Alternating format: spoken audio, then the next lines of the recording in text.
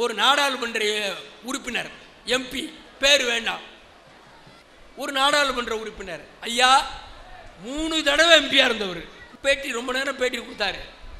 முடிக்க போறப்ப அவரு நான் ஒரு திருக்குறள் சொல்லி காத்திருக்கணும், எதுக்கும் அரசியல்ல காத்திருக்கணும் அப்படின்னு சொல்ல வந்தப்ப இதுக்கு பொருத்தமா ஒரு திருக்குறள் சொல்லணும் சார்னார். அப்ப கேமராவை நிறுத்துங்க, யோசிச்சு சொல்லுங்க. என்ன இல்லை சார், எனக்கு தோணலை, நீங்க ஒரு திருக்குறள் சொல்லுங்க, நான் சொல்றேன்.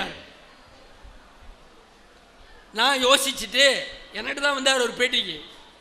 நான் யோசிச்சுட்டு அப்போ ஒரு குறள் சொல்றேன், நீங்க அதை சொல்லுங்க, என்ன எழுதி கொடுங்கன்னாரு. திருக்குறள் எவ்வளவு? 1.25 அடி தான். இந்த குறளை அவர்கிட்ட நான் சொன்னேன். என்ன குறள்?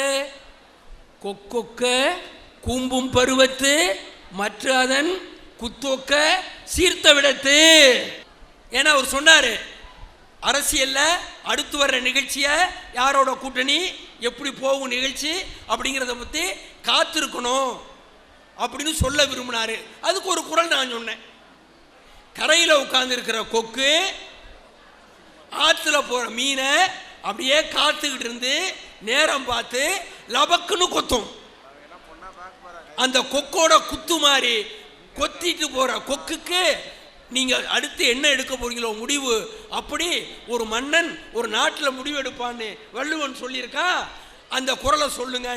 இந்த குறளை கேட்டுட்டு அப்படியே கொஞ்சம் அதை தாளில் எழுதி கொடுத்துருங்க சார்னாரு.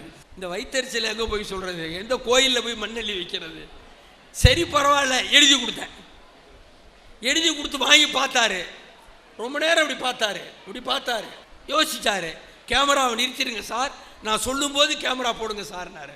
சரி வாய்ப்பு கொடுத்து கேமரா நிறுத்திட்டோம். நிறுத்திட்டு அங்கே போனாரு, இங்கே போனாரு. குறுக்க பையன் எஸ்ஏ படிப்பான் பாருங்க, எஸ்ஏ மனப்பாடம் பண்ணுவான் பாருங்க, அந்த மாதிரி குறுக்கை நடுக்கையும் போனாரு. எம்பிங்க 1/2 மணி நேரம் ஆச்சு. காஃபி கொடுத்தோம், குடிச்சாரு. 2 காஃபி வாங்கி குடிச்சாரு.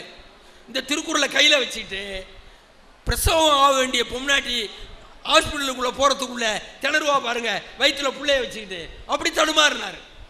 தடுமாறிட்டு கடைசியா கேமரா போடலாமா சார், சொல்லாமா?